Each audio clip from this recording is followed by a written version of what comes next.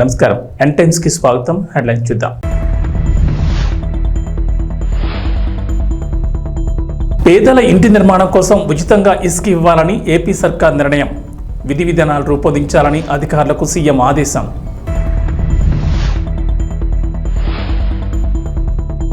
నిరుద్యోగులకు శుభవార్త చెప్పిన మంత్రి లోకేష్. డిఎస్సిలో ఫీజు నుంచి మినహాయింపు. తెలంగాణ ప్రజలకు రేవంత్ రెడ్డి ప్రభుత్వం good news. CM relief fund దరఖాస్తులను ఇక నుంచి ఆన్లైన్లో స్వీకరించాలని ప్రభుత్వం నిర్ణయం.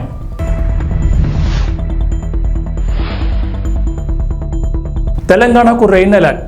పలు జిల్లాల్లో భారీ వర్షాలు. రోడ్లు, భవనాలు, పౌర సరఫరాలు, గనులు, భూగర్భ శాఖలపై ముఖ్యమంత్రి చంద్రబాబు నాయుడు మంగళవారం సమీక్ష నిర్వహించారు. ఈ సందర్భంగా రాష్ట్రంలో నిత్యావసరాల ధరలు, రహదారుల పరిస్థితి, ఇసుక విధానం తదితర అంశాలపై అధికారులతో చర్చించారు. గనుల శాఖ ఉన్నతాధికారులతో జరిపిన సమీక్షలో ప్రస్తుతం రాష్ట్రంలో ఇసుక పాలసీపై ఆరా తీశారు. ఈ క్రమంలో పేదల ఇంటి నిర్మాణం కోసం ఉచితంగా ఇసుక ఇవ్వాలని, ఇందుకు అవసరమైన విధి విధానాలు రూపొందించాలని అధికారులకు సీఎం దిశానిర్దేశం చేసినట్లు సమాచారం. గతంలో టీడీపీ హయాంలో ఇసుక విధానం వల్ల పేదలకు ఎలాంటి మేలు జరిగింది, వైఎస్ జగన్ పాలనలో తీసుకొచ్చిన ఇసుక అమ్మకాల విధానం ఎలా ఉంది, ఎవరికి ప్రయోజనం లభించింది, ప్రభుత్వానికి ఏ మేరకు నష్టం జరిగింది, పేదలు, గృహ నిర్మాణ రంగానికి జరిగిన మొత్తం నష్టంపై అంచనా వేయాలని చంద్రబాబు ఆదేశించారు. వైఎస్ఆర్ కాంగ్రెస్ పాలనలో ఇసుక విధానం వల్ల పేదలు తీవ్రంగా నష్టపోయారని, గృహ నిర్మాణ రంగం కుదేలైందని ఈ సందర్భంగా సీఎం ఆందోళన వ్యక్తం చేశారు. ఉపాధ్యాయ పోస్టుల భర్తీకి సంబంధించిన డిఎస్సీ నోటిఫికేషన్ విడుదల కావడంతో గత ప్రభుత్వం హయాంలో విడుదలైన నోటిఫికేషన్ రద్దు చేసింది.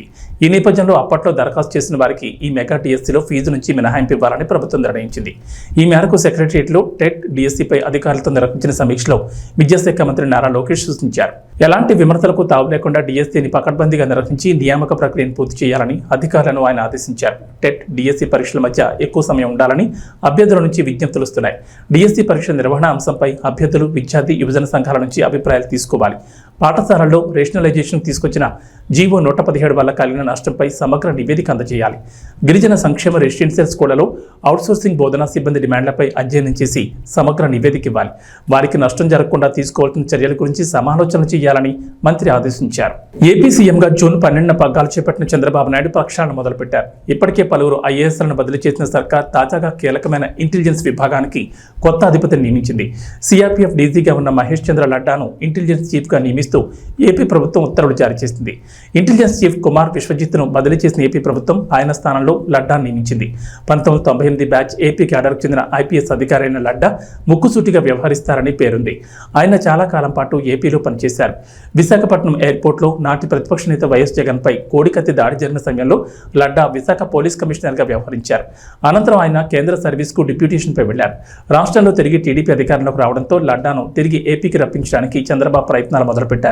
సిఆర్పీఎఫ్ ఐజీగా ఉన్న లడ్డాను ఏపీకి పంపించాలని కోరుతూ చంద్రబాబు ఇటీవల కేంద్రానికి లేఖ రాశారు. బాబు లేఖకు స్పందించిన కేంద్రం లడ్డాను వెంటనే రాష్ట్రానికి బదిలీ చేసింది. దీంతో ఇంటెలిజెన్స్ విభాగంలో అడిషనల్ డైరెక్టర్ జనరల్గా లడ్డాను నియమిస్తూ సిఎస్ నీరబ్ కుమార్ ఉత్తర్వులు జారీ చేశారు.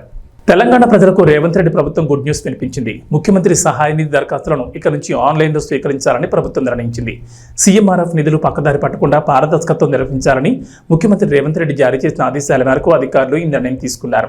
ఇందుకోసం సెంటర్ ఫర్ గుడ్ గవర్నెన్స్ ఆధ్వర్యంలో ప్రత్యేకంగా cmrf.telangana.gov.in అనే వెబ్సైట్ను రూపొందించారు. మంగళవారం సాయంత్రం సచివాలయంలో సీఎం రేవంత్ రెడ్డి ఈ వెబ్సైట్ను లాంఛనంగా ప్రారంభించారు. గత ప్రభుత్వ హయాంలో సీఎంఆర్ఎఫ్ నిధులు పక్కదారి పట్టాయని, ఎన్నికల ముందు వేలాది చెక్కులు మిస్ అయ్యాయనే ఆరోపణలు వచ్చిన నేపథ్యంలో ఎలాంటి అవకతవకలకు తావు లేకుండా ఇక నుంచి ఆన్లైన్ ద్వారా దరఖాస్తు చేసే విధానాన్ని రూపొందించారు. ఇక నుంచి ముఖ్యమంత్రి సహాయ నిధి కోసం దరఖాస్తులను సీఎంఆర్ఎఫ్ వెబ్సైట్లో అప్లోడ్ చేయాల్సి ఉంటుంది. సీఎంఆర్ఎఫ్ కోసం ఎమ్మెల్యే, ఎమ్మెల్సీలు ఇచ్చే సిఫార్సు లెక్కను జత చేసి ఇతర వివరాలని కలిపి అప్లోడ్ చేయాల్సి ఉంటుంది. అప్లికేషన్లో దరఖాస్తుదారుల బ్యాంక్ అకౌంట్ నెంబర్ను తప్పనిసరిగా ఇవ్వాల్సి ఉంటుంది. వివరాలను వెబ్సైట్లోకి అప్లోడ్ చేసిన తర్వాత సీఎంఆర్ఎఫ్కు సంబంధించిన ఒక కోడ్ ఇస్తారు. ఆ కోడ్ ఆధారంగా మన అప్లికేషన్ను ట్రాక్ చేయొచ్చు. ఆన్లైన్లో వివరాలు సమర్పించిన తర్వాత ఒరిజినల్ మెడికల్ బిల్లులను సచివాలయంలో అందజేయాల్సి ఉంటుంది. దక్షిణ అయోధ్యగా పేరుగాంచిన భద్రాద్రి శ్రీ సీతారామచంద్ర స్వామి వారి భక్తులకు అలర్ట్. భద్రాద్రి రామయ్య ఆలయంలో బ్రేక్ దర్శనాలు ప్రారంభమయ్యాయి. మంగళవారం ఆలయ ఈవో రమాదేవి బ్రేక్ దర్శనాలు ప్రారంభించారు. ఇక నుంచి ప్రతిరోజు ఉదయం 9 నుంచి 9:30 వరకు, మళ్లీ తిరిగి రాత్రి 7 గంటల నుంచి 7:30 గంటల వరకు భక్తులకు బ్రేక్ దర్శనం చేసుకునేందుకు ఆలయ అధికారులు పేరు కల్పించారు. బ్రేక్ దర్శనం సమయంలో స్వామివారి ఉచిత ప్రత్యేక దర్శనం, అంతరాలయ అర్చనలు తదితర పూజలను తాత్కాలికంగా నిలిపివేయనున్నారు. బ్రేక్ దర్శనం టికెట్ ధరను 200గా నిర్ణయించగా భద్రాచలం ఆలయ కౌంటర్లు, అధికారిక వెబ్సైట్లో ఈ టికెట్లు అందుబాటులో ఉంటాయని ఆలయ ఈవో వెల్లడించారు. తెలంగాణలో ఈసారి మళ్లీ బీఆర్ఎస్ ప్రభుత్వం అధికారంలోకి వస్తుందని, వస్తే 15 ఏళ్ల అధికారంలో ఉంటామని ఆ పార్టీ అధినేత మాజీ సీఎం కేసీఆర్ ధీమా వ్యక్తం చేశారు. కాంగ్రెస్ పార్టీకి ఒక దరిద్రమైన లక్షణం ఉంటుందని కేసీఆర్ చెప్పుకొచ్చారు. ఒకసారి అధికారంలోకి వస్తే పిచ్చి పిచ్చి పనులన్నీ చేసి ప్రజల చేత చీకొట్టించుకుంటారని వివరించారు. గతంలో ఎన్టీఆర్ పాలన తర్వాత అలాగే జరిగిందని కేసీఆర్ గుర్తు చేశారు. రాష్ట్రంలోని బీఆర్ఎస్ పార్టీ జడ్పీ చైర్మన్లతో మంగళవారం ఎర్రవెల్లిలోని వ్యవసాయ క్షేత్రంలో కేసీఆర్ ఆత్మీయ సమావేశం నిర్వహించారు. ఈ సందర్భంగా మాట్లాడిన కేసీఆర్ బీఆర్ఎస్ సర్కార్లో జడ్పీ చైర్మన్లంతా రాష్ట్ర అభివృద్ధిలో కీలక పాత్ర పోషించారని కొనియాడారు. విజయవంతంగా పదవీ కాలాన్ని పూర్తి చేసినందుకు అందరికీ శుభాకాంక్షలు తెలిపారు. భవిష్యత్తులో ఇంకా ఉన్నత శిఖరాలను అధిరోహించాలని ఆకాంక్షించారు. ప్రజా జీవితంలోకి వచ్చిన తర్వాత అధికారం ఉన్నా లేకపోయినా ప్రజల కోసం పనిచేసే వాళ్లే నిజమైన రాజకీయ నాయకులని కేసీఆర్ వివరించారు.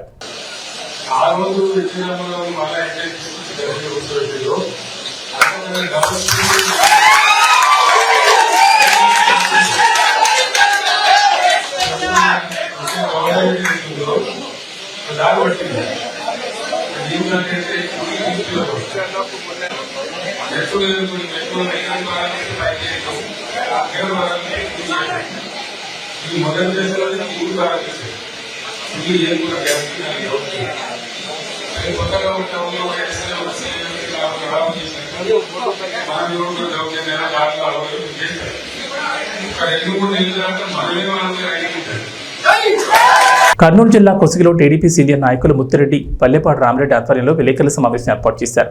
ఈ సందర్భంగా మాట్లాడుతూ తిక్కారెడ్డి వర్గీయులపై అధిష్టానానికి ఫిర్యాదు చేస్తామని అన్నారు. ఈ ఎలక్షన్లో తిక్కారెడ్డి వర్గీయులు మంత్రాలయం టీడీపీ ఎమ్మెల్యే అభ్యర్థి ఎన్ రాఘవేంద్రారెడ్డి వెనుక ప్రచారంలో తిరగలేదని వారు అన్నారు. ఎలక్షన్ రోజు వైసీపీకి ఓటు వేయమని ఇదే తిక్కారెడ్డి వర్గీయులు ఓటర్లకు చెప్పడం జరిగిందని వారు ఆరోపించారు. తిక్కారెడ్డి జిల్లా టీడీపీ అధ్యక్షుడిగా ఉన్నారు. రాఘవేంద్రారెడ్డి మంత్రాలయం టీడీపీ ఇన్ఛార్జిగా ఉన్నారు. ఇన్ఛార్జ్ రాఘవేంద్రరెడ్డిని కాదని తిక్కారెడ్డి వర్గీయులు ఇష్టారాజ్యంగా వ్యవహరిస్తున్నారని వారు అన్నారు. తిక్కారెడ్డి వర్గీయులు నిన్నటి రోజున అన్ని వర్గాల ప్రజలను కలుపుకొని పోవడం లేదని మాట్లాడడం విడ్డూరంగా ఉందన్నారు. ఏదైనా ఉంటే కూర్చుని మాట్లాడాలి తప్ప ఇష్టారాజ్యంగా పార్టీ కార్యకలాపాలు చేయడం మంచి పద్ధతి కాదని వారన్నారు. ఈ కార్యక్రమంలో టీడీపీ నాయకులు పాల్గొన్నారు. పార్టీ సమావేశానికి అందరికీ నమస్కారము. తెలుగుదేశం పార్టీ అనేది నిన్న కోచి గ్రామంలో జరిగిన సంఘటన గురించి కానీ ఇది పంచేది ఇవన్నీ చేసేది ఒక్కో పనికి లేని టీంని రెడీ చేసి పెట్టినాడు తిక్కారెడ్డి గారి. ఇక్కడ ఆ తిక్కారెడ్డి టీం మేరకు పార్టీని శిరస వంచి కూడా తెలుగుదేశం పార్టీకే ఓటేసాం. కానీ మీలాగా 2024 సార్లు చెప్పినాం, నిదానంగా ఉండండి, కొట్లాడలొద్దు, పార్టీ గెలిపించుకోవాలని కష్టపడ్డాం. కానీ మీరు ఆయుధం చేయలేదు. మీరే చేసింటే నిన్న కోచి గ్రామంలో జరిగిన సంఘటన గురించి మన భరద్వాజ శెట్టి భరత్ గారు ఎస్సీ కాలంలో చంద్రబాబు నాయుడు ఫోటో పగలు కొట్టడానికి వేసి సొట్టాయి పగలు కొట్టనేది బయట ప్రెస్ మీటింగ్ ఇచ్చినారు. అది నేనెందుకు పగలు కొడతామే? తెలుగుదేశం పార్టీలో పుట్టి పెరిగేసి ఎన్ రామారావు తన్నెల్లి, మోపన్ రెడ్డి తన్నెల్లి, చంద్రబాబు నాయుడు బాలనాగరెడ్డి తన్నెల్లి. బొమ్మారెడ్డిగూడెం పోసాన్పల్లి వద్ద నిర్మించిన గణపతి లిక్విడ్ పరిశ్రమ నుంచి వచ్చే కాలుష్యం వల్ల వేసిన పంటలు ఎండిపోవడమే కాకుండా తమ మూగజీవాలు సైతం ఆ నీళ్లను తాగితే అనారోగ్యాలకు గురవుతున్నాయని తీవ్రంగా మండిపడుతున్నారు. అంతేకాకుండా బీఆర్ఎస్ ప్రభుత్వ హయాంలో ఎలాంటి అనుమతులు లేకుండా గణపతి షుగర్ ఫ్యాక్టరీ యాజమాన్యం ఇక్కడ నూతన ప్లాంట్ని ఏర్పాటు చేసి ఆ ప్లాంట్లో లిక్విడ్ తయారు చేసి ఇతర దేశాలకు తరలిస్తున్నారు. కానీ ఆ పరిశ్రమ నుంచి వచ్చే వ్యర్థ పదార్థాలు కాలుష్యం తమ పంట పొలాల్లోకి రావడంతో తాము తీవ్రంగా నష్టపోతున్నామని, ఆ కాలుష్యం నీటిని తమ మూగజీవులు తాగితే అనారోగ్యం పాలు కావడమే కాకుండా మృత్యువాత పడుతున్నాయని రైతులు తీవ్ర ఆవేదన వ్యక్తం చేస్తున్నారు. ప్రభుత్వం స్పందించి తమకు న్యాయం చేయాలని రైతులు వేడుకుంటున్నారు.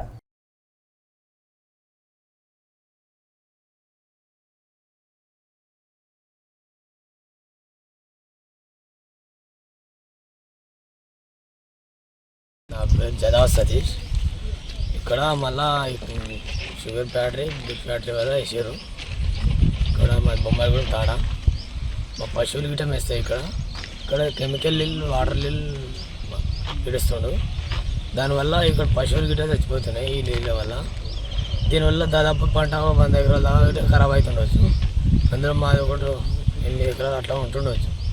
అందులో అవి మనం చెప్పినా గిట్ట పట్టించుకుంటున్నారు.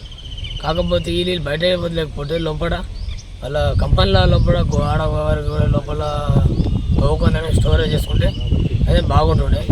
చెప్పకుండా ఏదో చెప్పినా కానీ రాత్రి వదిలేస్తుండ్రు. ఇక్కడ చుట్టుముట్టు దగ్గర బద్రిగూడెం, ఉప్పగూడెం, శ్రీరామగూడెం, బొమ్మగూడెం, మళ్ళీ పోసంపల్లి ఇవన్నీ ఊర్లు ఇట్లా ప్రాబ్లం వస్తుంది. మళ్ళీ ఇక్కడ బర్రా సైడ్ గిట్ట వేసి ఉంది. అక్కడ గిట్ట 2-3 దుడ్డలు చచ్చిపోయినాయి ఈ కెమికల్ దీని వాసన వల్ల.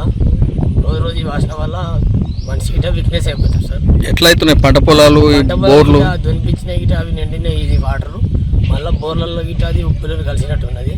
అది దాదామన్నా అది స్మైల్ వస్తుంది. నా పేరు ప్రవీణ్ కుమార్. నేను ఇక్కడ ఉన్న దగ్గర చుట్టుపక్కల ఉన్న రైతు, నేను ఇక్కడ రైతుని, మా పొలం ఉంది ఇక్కడనే. దీనివల్ల ఫ్యాక్టరీ ఇది గణపతి షుగర్ ఫ్యాక్టరీ. ఇది మా దీనివల్ల అది పొల్యూషన్ విడుస్తుంది చూడు, పొల్యూషన్ సార్. దీనివల్ల పొల్యూషన్ పడుకోవడానికి కూడా వస్తలేదు మాకు, కనీసం నీళ్ళు తాగడానికి కూడా, ఉన్న బోర్లలో నీళ్ళు తాగడానికి కూడా ఉప్పు వస్తున్నాయి నీళ్ళు. పశువులకు కూడా అట్లనే వస్తుంది. తాదామంటే కూడా టాక్లేప్ అవుతుంది మాకు. అసలు దీనివల్ల అసలు మేము ఇంటి దగ్గర కూడా పడుకుంటాం. మాది బొమ్మారెడ్డి కూడా. దీనివల్ల ఇక్కడ బోర్ దగ్గర ఉన్నాం. దీనివల్ల మాకు పంట దిగుబడి కూడా వస్తుంది ఫ్యాక్టరీ తోటి. దీని చుట్టుపక్కల దగ్గర 500 ఎకరాలు ఉంటుంది ఫ్యాక్టరీ చుట్టుపక్కల. దీని నాది ఇక్కడ లెఫ్ట్ సైడ్ అంటే 200 ఎకరాలు ఉంటుంది ఇక్కడ. నా దాంట్లో 4 ఎకరాలు. ఏమైంది ఇప్పుడు? పొల్యూషన్ ఇడుస్తున్నాం, నీళ్ళు ఇడుస్తున్నాయి. దీనివల్ల 5-6 ఊళ్ళు, బొమ్మారెడ్డిగూడెం, పోసన్పల్లి, ఉప్పరిగూడెం, శ్రీరామరెడ్డిగూడెం, బద్రిగూడెం చుట్టూ. దీనివల్ల పొల్యూషన్ వల్ల స్మెల్ వస్తుంది బాగా. నైట్ లైట్స్ ఇస్తుంది, రాత్రి ఇస్తుంది. ఎంత చెప్పినా పట్టించుకుంటుంది. ఏమవుతున్నాయి ఇప్పుడు పంట పొలాలు? నాశనం అవుతున్నాయి. ఎంత వేసినా కానీ దునిపించినాము. ఇవి మొత్తం చూడు నీళ్ళు. నైట్ ఎంత చెప్పినా పట్టించుకోలేడు ఇప్పటివరకు. ఎవరికి చెప్పారు? అధికారులకు చెప్పినాము, పొల్యూషన్ వాళ్ళకి చెప్పినాము, ఎంఆర్ఓకి చెప్పినాము, ఈ కంపెనీ దగ్గర వచ్చి జిఎం వాళ్ళకి చెప్పినాము. ఏమన్నారు? చూద్దాం అని అన్నారు. ఇంకెప్పుడు చూస్తారు? రైతే రాదని వేయడం ఉంది రాజు. రైతు కింద చెప్పుల కింద ఒకేస్తారు కానీ రైతు వేయడం లేడు. ఏం తయారవుతుంది ఇందులో? స్పిరిట్ తయారవుతుంది. ఎన్ని సంవత్సరాల నుంచి ఉంది ఈ దగ్గర 5 సంవత్సరాల నుంచి దగ్గర నడుచుడు, 2 సంవత్సరాల నుంచి నడుస్తుంది. అప్పుడు అడగలేరా మళ్ళీ కంపెనీ పెట్టాము? అదే అప్పటి నుంచి అదే రూటీన్ అవుతుంది. ఇంత అడిగినా కానీ పెట్టకమన్నాము. మాకు ఎలాగో లైసెన్స్ వచ్చింది కదా అని పెట్టేసింది ఆయన అంతలో అతను. ఎట్లుంటున్నాయి ఆరోగ్యాలు ఎందుకు సార్? రోజుకు ఆల్రెడీ మాకు రోజుకు దీని స్మెల్కు మనిషి వీక్ అవుతాడా లేకపోతే యంగ్ ఉంటాడా? వీక్ అవుతాడు కదా దీనివల్ల వచ్చే స్మెల్కు. దీని వచ్చే గాడుపుకు రోజు అసలు ఇదైతే లేదు. ఇప్పుడు ఏంది మళ్ళీ మీ ప్రధాన డిమాండ్ అంటే పంటలు వండుతలేవు మాకు. మేము ఎలా బతకాలి? దీని స్మెల్ చూసే చనిపోవాలా? లేకుంటే మేము మొత్తం గుంతలు తవ్వుకుని ఎక్కడైనా పంపిమను. దీనివల్ల పొలాల్లోకి వదలవద్దు. కర్నూలు జిల్లా వార్వకల్లు మండలంలోని వార్వకల్లు మండల పొదుపు లక్ష్మి ఐక్య సంఘం సుస్థిర అభివృద్ధికి చిరునామా అని జిల్లా కలెక్టర్ పి రంజిత్ పాషా పేర్కొన్నారు. ఓరవకల్లు మండలంలోని బాలభారతి పాఠశాల మైదానంలో ఓరవకల్లు మండల పొదుపు లక్ష్మి ఐక్య సంఘం రజతోత్సవ మహాసభ కార్యక్రమం నిర్వహించారు. ఈ సందర్భంగా కలెక్టర్ మాట్లాడుతూ, ఇంట్లో ఎవరైనా మగవాడు చదువుకుంటే ఆ కుటుంబం పైకొస్తుంది. అదే ఒక మహిళ చదువుకుంటే ఆ ఇల్లే కాదు, సమాజంలో ఉన్న వాళ్ళందరూ పైకొస్తారనే విషయాన్ని ఇక్కడున్న పొదుపు లక్ష్మి ఐక్య సంఘం మహిళలు చేసి చూపించారని జిల్లా కలెక్టర్ పి రంజిత్ పాషా పేర్కొన్నారు. 1995 సంవత్సరంలో డిగ్రీ పూర్తి చేసి పోటీ పరీక్షలకు సిద్ధమవుతున్న సమయంలో స్వయం సహాయక సంఘాల గురించి ఒక ముఖ్యమైన ప్రశ్న ఉండేదని, దాని జవాబు ఓర్వకల్లు మండలంగా మేము గుర్తుపెట్టుకునే వాళ్ళమని కలెక్టర్ తెలిపారు. దాదాపు 30 సంవత్సరాల పాటు కేవలం ఒక మండలానికో, ఒక జిల్లాకో, ఒక రాష్ట్రానికో, ఇండియా దేశానికే కాకుండా దేశాలకు కూడా ఒక మోడల్గా నిలిచినటువంటి మీ అందరికీ హ్యాట్స్ ఆఫ్ అన్నారు. ఆధారపడక జీవించేటువంటి పేదరికం నుంచి బయట తీసుకురావడం అన్నది అత్యంత కష్టమైన పని అని, అయినప్పటికీ మహిళలు ఇక్కడ మొదలుపెట్టిన ఉద్యమం ద్వారా ఇతరుల మీద ఆధారపడకుండా స్వంత కాళ్ళ మీద జీవించి పేదరికం నుంచి బయటకు రావచ్చు అనే విషయాన్ని మొత్తం ప్రపంచానికి ఇక్కడున్న మహిళలు తెలియజెప్పారన్నారు. మీరందరూ ఈరోజు విజయవంతమైన మహిళలు గ్రూపులుగా ఉన్నారు. ప్రతి గ్రూపులో ప్రతి మెంబర్ నెలకు దాదాపు 1000 రూపాయలు పొదుపు చేస్తూ ఉన్నారంటే ఆటోమేటిక్గా మీ అందరూ పేదరికం నుంచి బయటకు వచ్చినట్లే, మీ కుటుంబాలన్నీ స్వశక్తిగా నిలబడుతున్నట్లేని అన్నారు. 15 లేదంటే 20 రూపాయలకు పనిచేసి రోజుల నుంచి ఈరోజు ఈ స్థితికి చేరుకున్నారంటే ఇది మహిళల నిరంతర కృషి అన్నారు. మరోసారి ఉన్న మహిళలందరికీ కలెక్టర్ అభినందనలు తెలియజేశారు. ఈ కార్యక్రమంలో డిఆర్డీఏ పీడీ సలీం భాషా, ఓరవకల్లు మండల పొదుపు లక్ష్మి ఐక్య సంఘం అధ్యక్షురాలు విజయభారతి, ఓరవకల్లు మండల పొదుపు లక్ష్మి ఐక్య సంఘం సభ్యులు తదితరులు పాల్గొన్నారు. ఒక ఇంపార్టెంట్ క్వశ్చన్ ఉండేది ఎస్ఎస్సి బాంకర్స్ గురించి. అది ఓర్వకల్లు పేరు ఆన్సర్ అని గుర్తుపెట్టుకునే వాళ్ళం. ఆఫ్టర్ 30 ఇయర్స్, దాదాపు 30 సంవత్సరాల పాటు కేవలం ఒక మండలానికో, ఒక జిల్లాకు, స్టేట్కు, ఒక కంట్రీకి, ఒక ఇండియాకి కాకుండా దేశాలకు కూడా ఒక మోడల్గా నిలిచినటువంటి అందరికీ కూడా నిజంగా హ్యాట్స్. చదువు పరంగా హెల్ప్ చేయొచ్చు, కానీ వాళ్ళని సొంత కాళ్ళ మీద వాళ్ళు నిలబడి వాళ్ళంతా వాళ్ళు ఇతరుల మీద ఆధారపడకుండా జీవించేటువంటి పేదరికం నుంచి బయటకు తీసుకోవడం అన్నది అత్యంత కష్టమైనటువంటి పని. దీన్ని మీరందరూ మహిళలు ఇక్కడ స్టార్ట్ అయిన ఉద్యమం ద్వారా మొత్తం ప్రపంచానికే మీరందరూ కూడా దీన్ని తెలియజెప్పారు. కాబట్టి మీరందరూ కూడా ఈరోజు successful women, successful groups. So మీకు అందరికీ మరొకసారి మీరందరూ పేదరికం నుంచి బయటకు వచ్చినట్టే, మీ కుటుంబాలన్నీ సొసైటీగా మీరు నిలబడుతున్నట్టే. ఇది మీతో ఆగిపోలేదు, మీరు మీ దగ్గరకు ఆగిపోలేదు. మీరు ఈరోజు నేను ఒక ప్రజెంటేషన్ ఇచ్చారు, ఓరకల్కి సంబంధించి ఈ పొదుపు ఐక్య సంఘం సంబంధించి ఒక ప్రజెంటేషన్ ఇస్తే రియల్లీ ఒక గవర్నమెంట్ ఏం చేయగలదో, లేదంటే ఒక గవర్నమెంట్ గురించి ప్రజలు ఏం ఆశిస్తారో అవన్నీ కూడా మీ ఐక్య సంఘం వాళ్ళు చేసి చూపించారు. ఒక అసెంబ్లీకి 10 lakhs డొనేట్ చేసినట్టుంది. కోవిడ్ సమయంలో 2009లో ఫ్లడ్స్ వచ్చినప్పుడు ఇలా మీరు మీ సొంత కాళ్ళ మీద మీరు నిలబడడం కాకుండా మీరు ప్రజాసేవకి ఒక గవర్నమెంట్ కానీ అదర్ చారిటీస్ NGOs కానీ ఎలాగైతే పనిచేస్తాయో అలా మీరు పనిచేయగలుగుతున్నారు. ఇతరులకి సహాయం చేసేటువంటి స్టేజ్ మీరు వచ్చారంటే డెఫినెట్గా ఈ 30 సంవత్సరాల్లో ఎస్పెషల్లీ ఇక్కడ ఉన్నటువంటి అందరు మహిళలు ఈ సక్సెస్ అందరికీ మీరందరికీ కూడా కావాలి. సో ఒకసారి మరొకసారి మిమ్మల్ని అభినందిస్తూ, సో కలెక్ట్ అయిన తర్వాత ఫస్ట్ టైం నేను ఓరవల్లికి రావడం జరిగింది.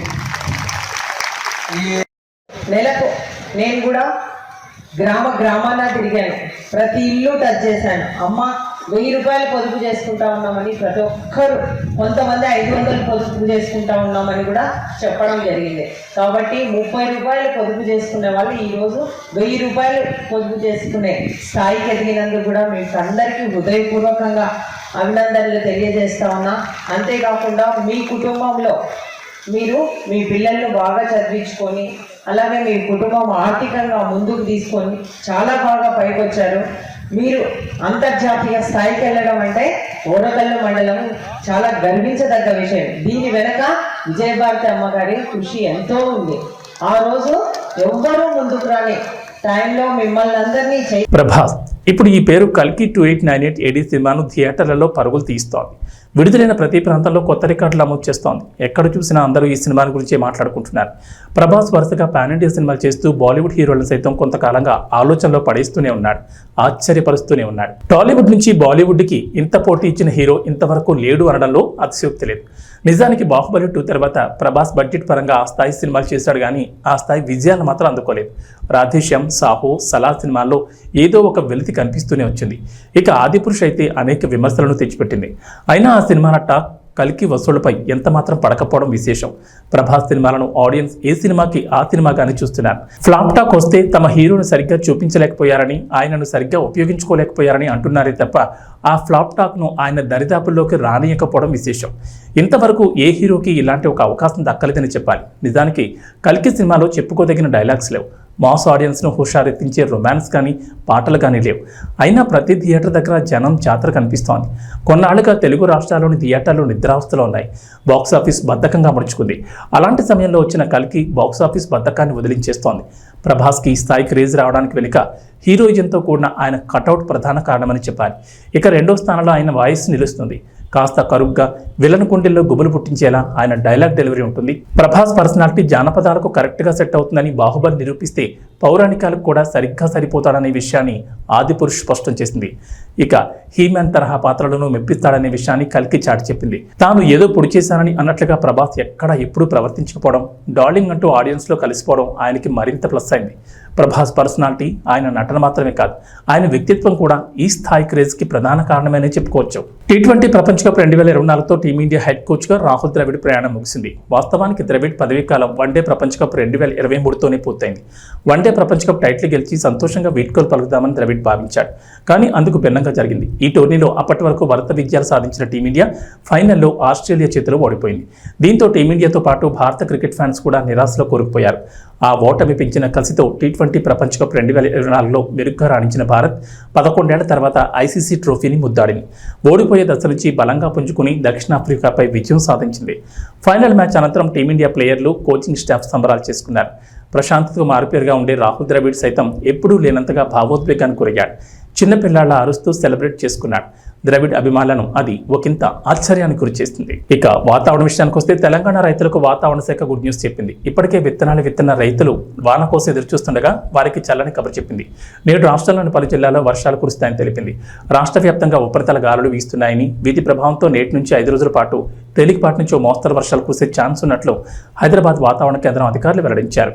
ఇవాళ ప్రధానంగా దక్షిణ తెలంగాణ జిల్లాలైన మహబూబ్ నగర్, నారాయణపేట, జోగులాంబ గద్వాల, నల్గొండ, యాదాద్రి భువనగిరి, వికారాబాద్, రంగారెడ్డి, మేడ్చల్, నిర్మల్, జగిత్యాల, మెదక్, సంగారెడ్డి జిల్లాల్లో వర్షాలు కురుస్తాయని చెప్పారు. ఈ మేరకు ఆయా జిల్లాలకు ఎల్లో అలర్ట్ జారీ చేశారు. ఉత్తర తెలంగాణ జిల్లాలో చిరుజల్లులు కురిసే అవకాశం ఉందన్నారు. ఇక హైదరాబాద్లో పొడి వాతావరణం నెలకొని ఉంటుందని చెప్పారు. ఉదయం వాతావరణం మేఘావృతమై ఉంటుందని, సాయంత్రానికి వర్షాలు కురుస్తాయని వెల్లడించారు. ఇవి బులెటిన్ విశేషాలు. నమస్కారం.